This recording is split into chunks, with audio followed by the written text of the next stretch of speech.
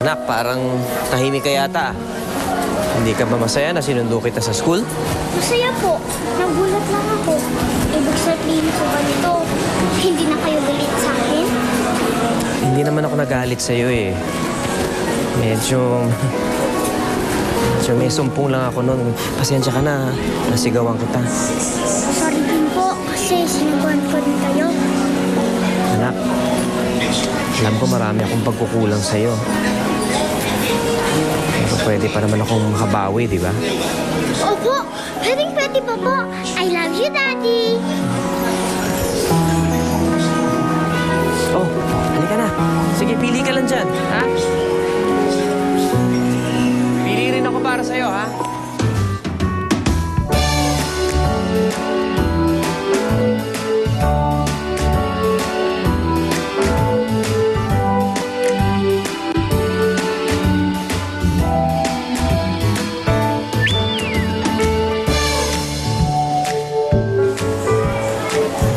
Ano?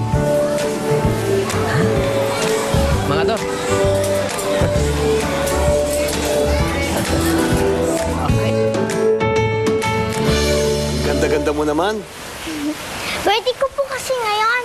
Suka na po ba kung special? Aba, oo. Kumbaga sa siopaw eh. Ikaw yung may itlog na maalat sa gitna. Pasensya ka na, Daisy, ha? Hindi ko pa nabibili yung regalo mo tsaka yung cake eh. Okay lang po yun.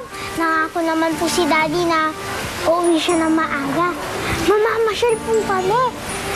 Tapos, kakain po kami sa labas. Mang Ador, ito na po siguro ang pinakamasayang araw sa buhay ko. Kasi, nakakasama ko na si Daddy sa birthday ko. Sabi ko sa'yo eh, mahal na mahal ka ng daddy mo. O, teka muna. Kukunin ko yung camera, ha? Pipicturean kita. Diyan ka lang, ha? Dali. Anong oras kaya darating si Daddy? Hintay si Daisy sa akin. Chuchi, mag-undertime ako, ha? Hi. Ivy, what are you doing here? Saan na tayo mag-usap? I have to go. No. Sandali lang. Okay, wait for me. I'm sure you can spare some time for this. Look, I brought some drinks.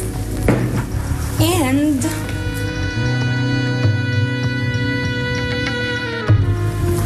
this.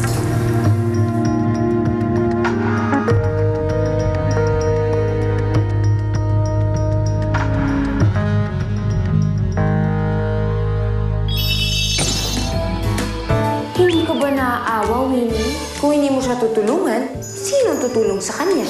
Siguro, kung may mami ako, hindi ako malungkot. Eh, nandito pa naman ako eh. I will be her mother. Mom, will you marry me? Totoo ka ba? Totoong totoo. Tutulungan kita matupad ang wish mo. Bongga talaga tong lugar na to. Pero, ang pinaka-espesyal na bulaklak ay ang Wishy Wishy Flower. Alam ko na kung ano yung wish ko. Sana, ang daddy ko, biging mami na lang. Pangarap mo. Pangarap ko! Pangarap ko!